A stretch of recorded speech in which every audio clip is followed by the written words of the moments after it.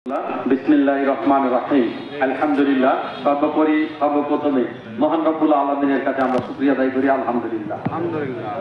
আল্লাহর অশেষ রহমতে আমরা আজকে বাংলাদেশ জাতীয়তাবাদী দলের ডকে রাষ্ট্র মেরামত সংস্কারের 31 দফা আলোচনার লক্ষ্যে এবং নির্বাচনী রোডম্যাপ ঘোষণার দাবিতে আজকে ইউনিয়ন বা গহিলবাড়ি ইউনিয়ন সমাবেশের উপস্থিতি সম্মানিত এই অত্র ইউনিয়নের সভাপতি এবং আজকের সভার সভাপতি, উপস্থিত সঞ্চালনায় উপস্থিত প্রধান বক্তা বাংলাদেশ জাতীয়তাবাদী দলের সাধারণ সম্পাদক আব্দুল কাদের চেয়ারম্যান মামা, উপস্থিত বিশেষ অতিথি হিসেবে আছেন আমাদের বর্ষিয়ান রাজনীতিবিদ জনাব আলহাজ মোহাম্মদ সোবান মাস্টার,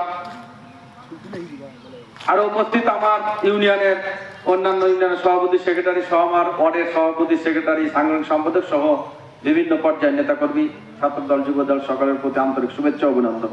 প্রিয় ভাইয়েরা, আপনারা জানেন যে আমাদের তারেক রহমান সাহেবের যে বলিষ্ঠ নেতৃত্ব, তার নেতৃত্বের যে ছোঁয়া, তার নেতৃত্বের যে সিস্টেম, তার নেতৃত্বের যে ছক, এটি বাংলাদেশের উন্নয়নের একটা রূপরেখা তৈরি করার জন্য কিভাবে এই দেশের মানুষ, কিভাবে এই দেশ, কিভাবে এই দেশের সমগ্র জাতি আনন্দে, আরামে, নিরাপত্তাহীন এবং একটি সুন্দর রাষ্ট্রে থাকতে পারি, এই চিন্তাধারা করতেছেন। আর তার চিন্তাধারাকে আমাদেরকে সহযোগিতা করতে হবে। যদি আমরা বাংলাদেশ জাতীয়তাবাদী দলের কর্মী, সমর্থক, ভোটার হয়ে তাকে যদি সহযোগিতা না করি, তাহলে আমাদের দল হিসাবে হবে ব্যর্থতা। কারণ একজন নেতাকে, একজন দলের সর্বোপরি নেতাকে সাহায্য সহযোগিতা করা আমাদের একান্ত দায়িত্ব, নৈতিক দায়িত্ব, মৌলিক দায়িত্ব। এই জন্য বলি যে তারেক রহমান আজকে কার জন্য কারাবাস খেটেছে, তারেক রহমান আজকে পরবাসে কার জন্য আছে, তারেক রহমান আজকে বিদেশে দীর্ঘ 17 বছর ধরে কার জন্য আছে? একমাত্র বাংলাদেশের মানুষের জন্য আছে। বাংলাদেশের মানুষের কথা চিন্তা করে তিনি এখন পর্যন্ত বিএনপির হাল ধরে আছেন। যদি আওয়ামী লীগ সরকারের মতো আঘাত করত, তাহলে মঈনুদ্দিন ফখরুদ্দিনের আমলে ভোট করে তারেক রহমান হতেন রাষ্ট্রপতি অথবা প্রধানমন্ত্রী। তৎকালীন মঈনুদ্দিন ফখরুদ্দিনের সাথে আঘাত করেছিল আওয়ামী লীগের ফ্যাসিবাদী শেখ হাসিনা সরকার। খালেদা জিয়া সরকার আপোষ করেনি, মর্মে অনেক নির্যাতন, অনেক জুলুম, অনেক নির্যাতন করে আজকে বাংলাদেশের মাটিতে গণতন্ত্রকে গলা টিপে হত্যা করেছিল এই 17 বছর। বাংলাদেশের গণতন্ত্র বলে কিছু ছিল না। আওয়ামী লীগ ফ্যাসিবাদের আমলে ছিল ফ্যাসিবাদী, রাষ্ট্র চক্রান্ত, রাষ্ট্রদ্রোহী, দেশদ্রোহী, জনদ্রোহী এবং সকলের দ্রোহী ছিল, বিদ্রোহী ছিল। কেন? বাংলাদেশে শান্তিভাবে কোনো মানুষ কথা বলতে পারেনি। আজকে সমাবেশ করেছি, আমরা পূর্বে সমাবেশ করতে পারিনি। সমাবেশ করিলে পুলিশের হানা। গণতন্ত্র রাষ্ট্রের নামে স্বৈরতন্ত্র চালু করেছিল শেখ হাসিনা। এই স্বৈরতন্ত্রকে দীর্ঘ 17টি বছর রাষ্ট্র মেরামতের কাজে দীর্ঘ 17টি বছর সময় লেগেছে আমাদের বিএনপির কাছে। বিভিন্ন জোট সহ সকল দল ঐক্যবদ্ধ করে আজকে বাংলাদেশ ফ্যাসিবাদের বিরুদ্ধে রাজনৈতিক আন্দোলন করে জুলাই আগস্টের গণ অভ্যুত্থানে ছাত্র আন্দোলনের মাধ্যমে, ছাত্র জনতার মাধ্যমে দেশ পুনরায় প্রতিষ্ঠিত করেছে। স্বৈরশাসক সরকার বিদায় হয়েছে। প্রিয় ভাইয়েরা আমার, তারেক রহমানকে চিরতরের জন্য বিদায় করতে চেয়েছিল, খালেদা জিয়াকে হত্যা করতে চেয়েছিল।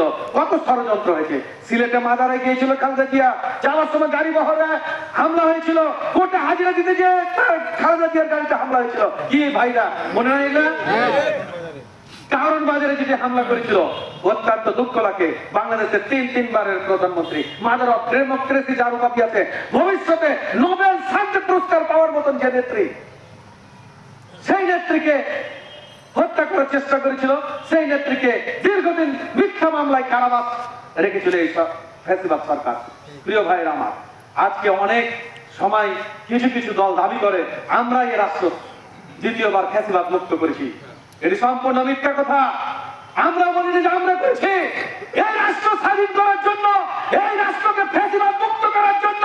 তারেক রহমানের অবদান ভোলার নয়, বিএনপির অবদান ভোলার নয়, বাংলাদেশের মানুষের অবদান ভোলার নয়। আমরা সমগ্র রাষ্ট্র দিয়ে আমরা ফেসিবাদ বিদায় করতে পেরেছি।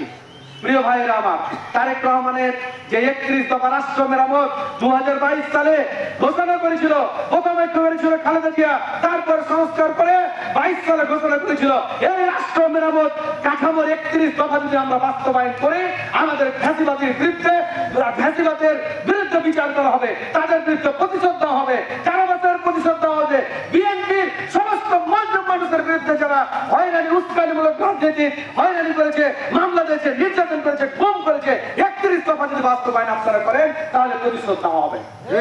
আমরা প্রতিশোধ রক্তের বিনিময়ে রক্ত দিয়ে চাই না, আমরা প্রতিশোধ চাই শান্তি দিয়ে, রাষ্ট্র কাঠামো সংস্কার করে প্রতিশোধ চাই। আর এই প্রতিশোধ করার জন্য এই 31 দফা বাস্তবায়নের জন্য আমাদের তৃণমূলের নেতা কর্মীর বিকল্প নাই। আমাদের ঘরে ঘরে পৌঁছাতে হবে। তারেক রহমানের বার্তা প্রত্যেকটি ঘরে প্রত্যেকটি ভোটারকে পৌঁছাতে হবে।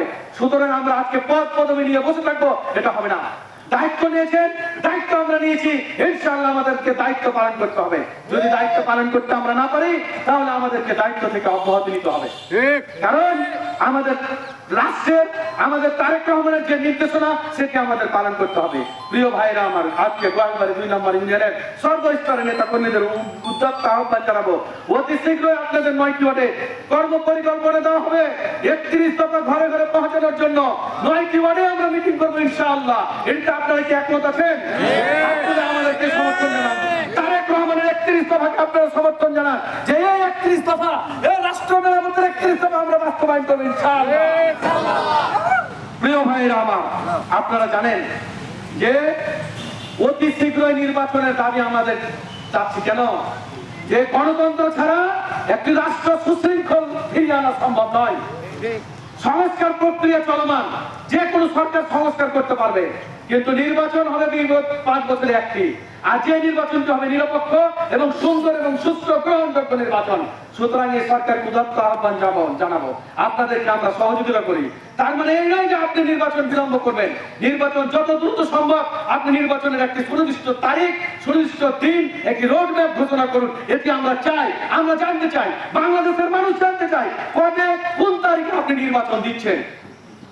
প্রিয় ভাইরা আমার, আমরা এই সরকারকে বিভিন্ন মিডিয়া প্রিন্ট ভাইদের মাধ্যমে আমরা জানাতে চাই যে অবিলম্বে আপনি এই নির্বাচনের রোডম্যাপ ঘোষণা করুন, অন্যথায় বাংলাদেশের মানুষ ক্ষুব্ধ, বাংলাদেশের মানুষ ধিক্কার জানাবে। আপনি সম্মানিত ব্যক্তি, আপনার সম্মান আপনার জায়গাতে রাখবেন।